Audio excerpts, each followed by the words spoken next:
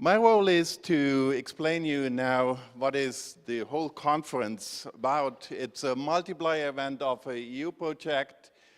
We received some money from the EU research funding, and we did an application for that in March, sitting together for several weeks and writing the 100 pages long contract and application form. Yes, and we got it. Excellent. 59 applications and 16 has been successful, and these 3 universities have been successful. However, it's one thing to have the EU project, and the other thing is the reason why we are doing that. What is the motivation? And just allow me to speak about the motivation behind that project. Well, it's more or less what Samson told you, but not probably as funny as Samson could do that. But it's all about technology, what we are speaking. And I switched the first computer on with the age of 22, so quite late. And you can't imagine you guys sitting in front. And since then, if I'm asking you concerning disks, or what is a disk, you even know what is a CD-ROM.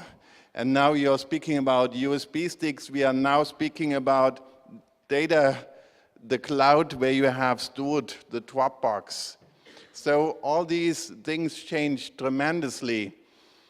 Or for instance, you have the voice recognition. You could, and that's what I try to test, because I get a lot of mails from you students.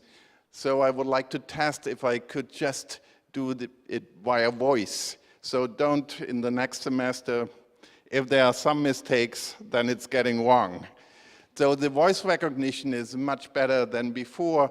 We have the digital imaging, the data processing units, and we have the sensor technology, meaning I see all the nice watches with the sensors measuring your heartbeats. Excellent. As Samson already told you, maybe Apple knows more about you than your parents. However, technology is one point. What we see now, it's the technology application. We have the big data, which reduce the transaction costs a lot.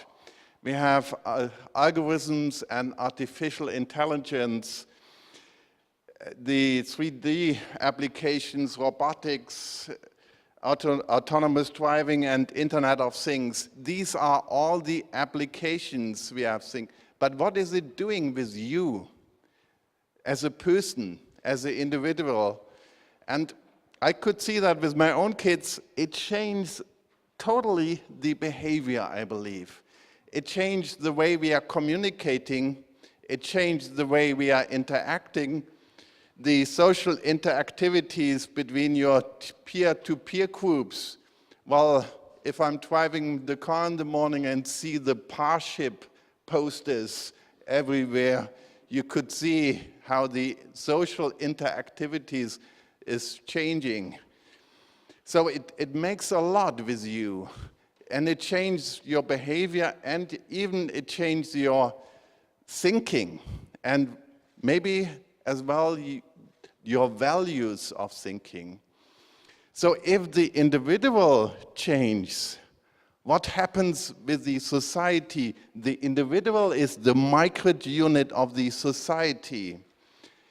And I'm thinking that if the individual change, the way we are collaborating in the society is changing. We are interacting, we are doing economic transaction, it's changing.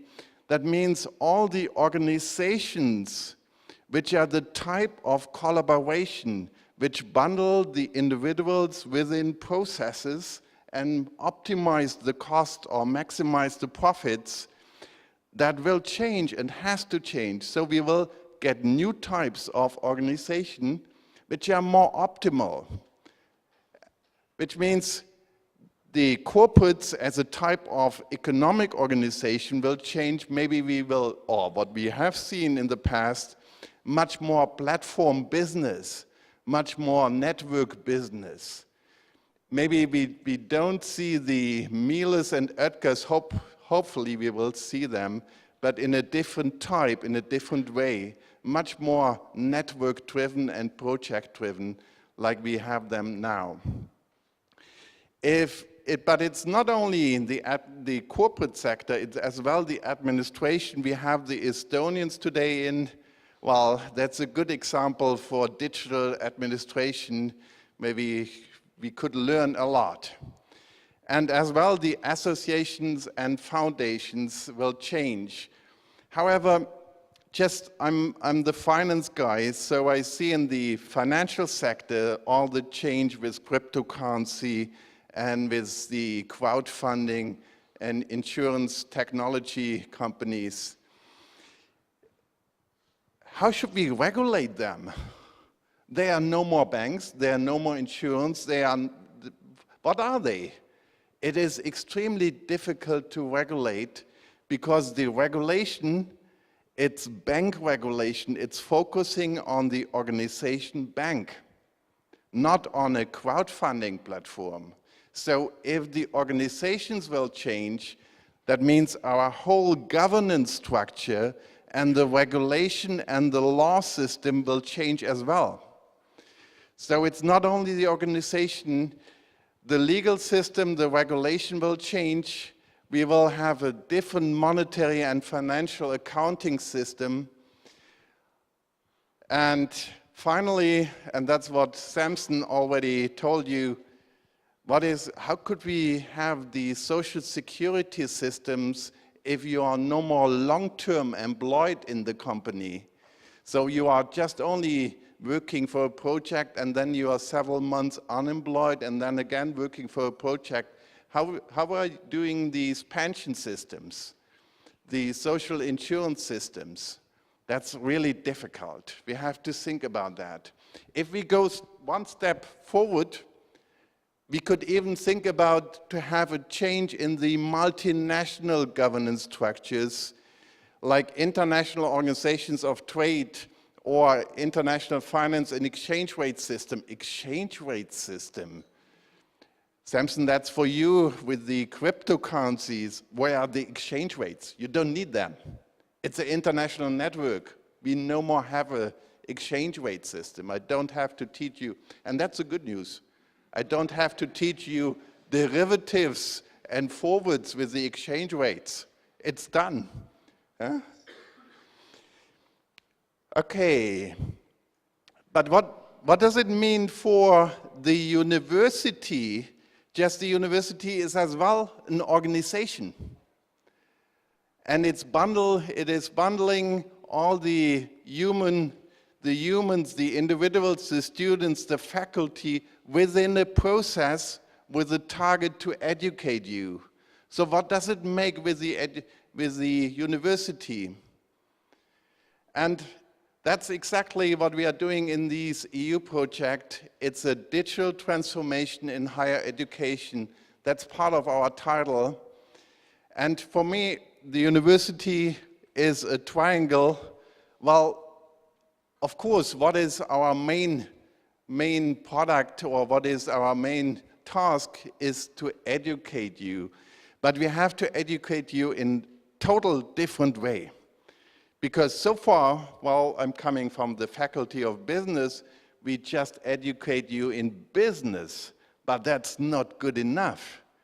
Because it is this semester, I'm splitting my lecture first time in the old world of finance and the new world of finance. So I'm teaching you the first time about cryptocurrency, but I'm a finance guy. I have no idea about blockchain, and I have no idea about cryptography. Well, that's IT.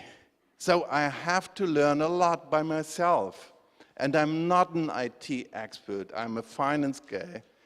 However, that means for me it's getting much more difficult, and I have to be more interdisciplinary, and I have to sit together with my IT colleagues, with the mathematicians, with the law guys, and we have to do a collaborative learning in that. They have to teach me what a Merkle root is in the blockchain. No idea. But I'm learning and I'm running in front of you like a rabbit, just because you are very speedy and asking, but I see in your eyes you would like to get it with the Bitcoin. You would like to get the news.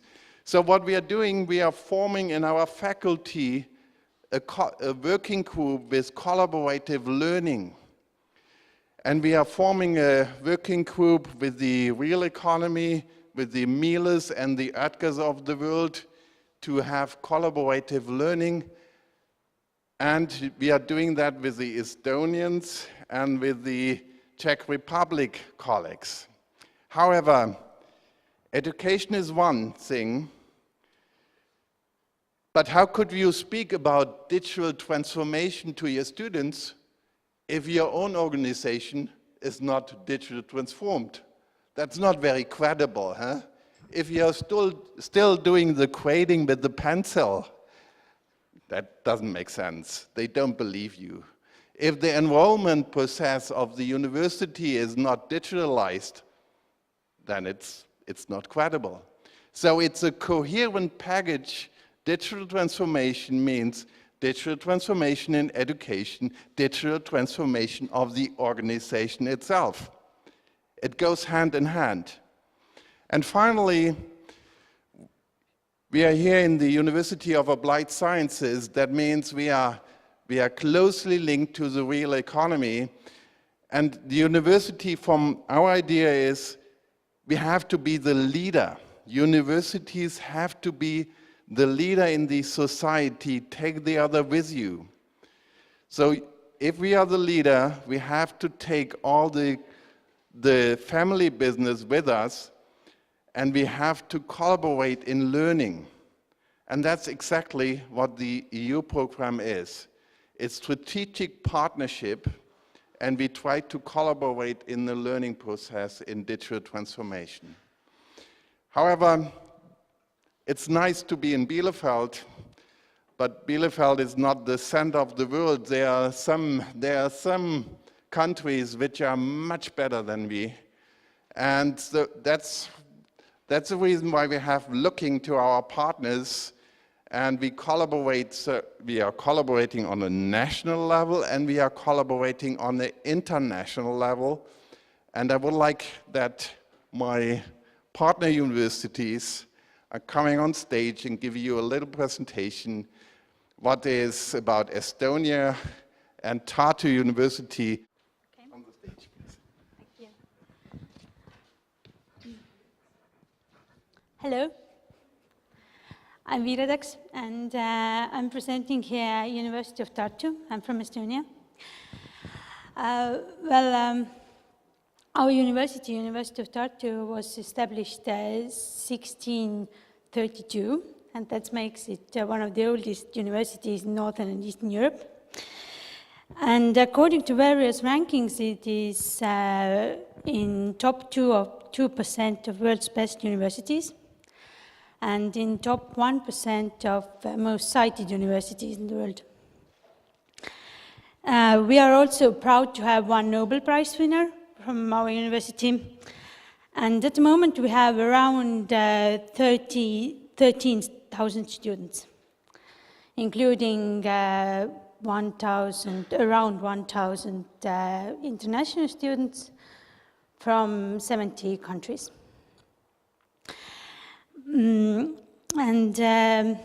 Our university research areas are quite wide, from medicine to philosophy and from economics to computer sciences. As mentioned before already, Estonia is quite known about its wide range of e-services, public e-services. For example, we have ID card, which we can vote and do all kinds of bank operations, fill tax reports, and give digital signature. And our digital signature is equal to manual signature. and it should be accepted everywhere in EU. And all the people outside from Estonia, wherever they are from, can apply Estonian e-residency, as Samson mentioned already. And that gives also opportunity to use digital signature for them. Estonia have also quite many successful startups. The best known is probably Skype, also TransferWise, Skeleton Technologies, and so on. And DreamApply, who is today here, Mart will speak after the coffee break. But we do lack of knowledge about industry applications, like Industry 4.0, where Germany is definitely strong, and this is only one place where we can complement each other.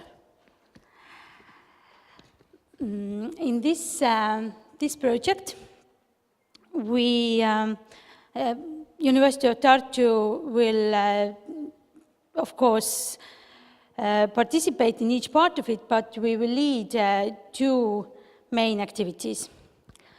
The first one is so-called digital toolbox. It's aimed to gather together best practices in digitalization on an organizational level. And the other one is white paper, which is about digitalization in universities. Thank you.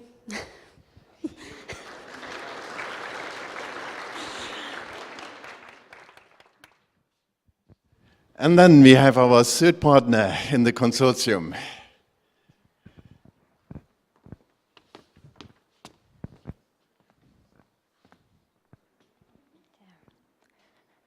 Good morning, ladies and gentlemen. My name is Zdenka and I'm from Brno. So the Brno is 10 hours far away from Bielefeld, as we discovered with my colleagues yesterday as we arrived with a car. But it's a similar city as Bielefeld with 400,000 inhabitants. And actually, it is said that it's in the heart of the Europe, so the location. It's very convenient for companies as well who are coming to us, and our university cooperate with them. So we are located in between the three capitals, so say, so very close to Vienna, Bratislava, and Prague as well. And today we representing the third partner, as Rainer said, Brno University of Technology. Our university, it's 100 and very early will be 120 years old, so was established in 1899. And at that time there were 4 professors and 47 students. Nowadays, we are bigger, of course. And we are the largest university, technical and engineering university in the Czech Republic, with approximately 25,000 students who can study at 8 faculties. So we are divided in 8 faculties and 3 institutions. The students can study engineering-oriented studying programs, but not only engineers are educated at our university. There are as well IT guys, economists, architects, informatics, so IT guys I've mentioned. And we with offer of the studying programs try to be connected with the all neighbors from all over the world, as Samson mentioned, that we are all neighbors. We offer as well the student programs in English. So at Brno University of Technology there are more than 20 programs, bachelor, master and as well doctoral programs, which are taught in English. The students, incomings who come to Brno, they actually voted from the most popular, famous places where to go for studying, and Brno was the second choice from all over the world, which I think is for us very well, so in this ranking, and we can welcome each year more than 4,000 international students in between our students at all the faculties. We are cooperating very closely with the corporations, with the companies from the region, and they were established as well the centers of excellence as a joint project with other universities from the region, from the Brno. There is the research of excellence focused on the life sciences, nanotechnologies. And we are very glad that we are part of this consortium, and hope that we will contribute with the knowledge, because our IT guys are eager about data analysis, and we will, as you can see from the task which are waiting for us during solving of the project, our task will be to contribute mainly in the part of the big data analysis, but we would like to participate, of course, as well in the other parts. And I think the main aim why we created this consortium was to offer for the young generation the studying program in the field of the digital transformation. So as well, strong contribution which we would like to bring to this project is to be a part of the curricula creating in the part of the curriculum joint master degree, which we are already working and preparing with the partners from Tartu and from Bielefeld. So I just took to my hand a few points, few notes that I wouldn't forget something about our university, but I think my time is already over, and I hope I managed to tell you a few words about our technical university.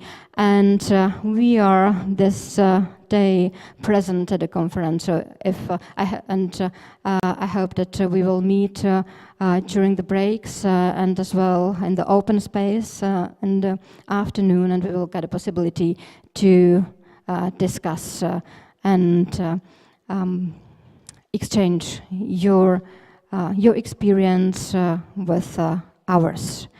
So, and just the last words, I just would like to thank you for the invitation, for being a part of the project, and as well being a part of this very inspiring conference. Thank you very much, Ryan and Bernd.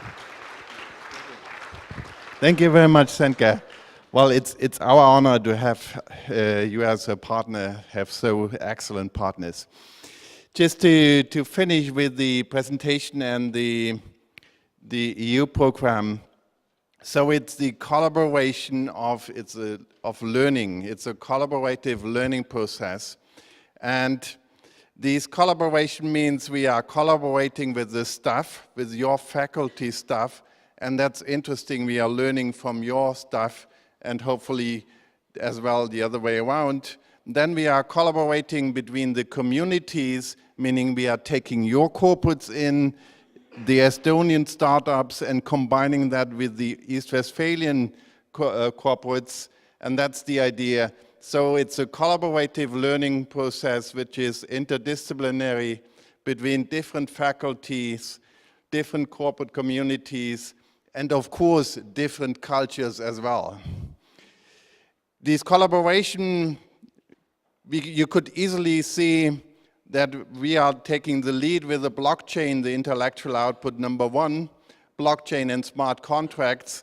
And what I send out to the companies of the region an invitation, open invitation to participate in the learning process. So if we have company managers today in, the 12th of December, we have our first collaborative meeting or workshop about blockchain and smart contracts.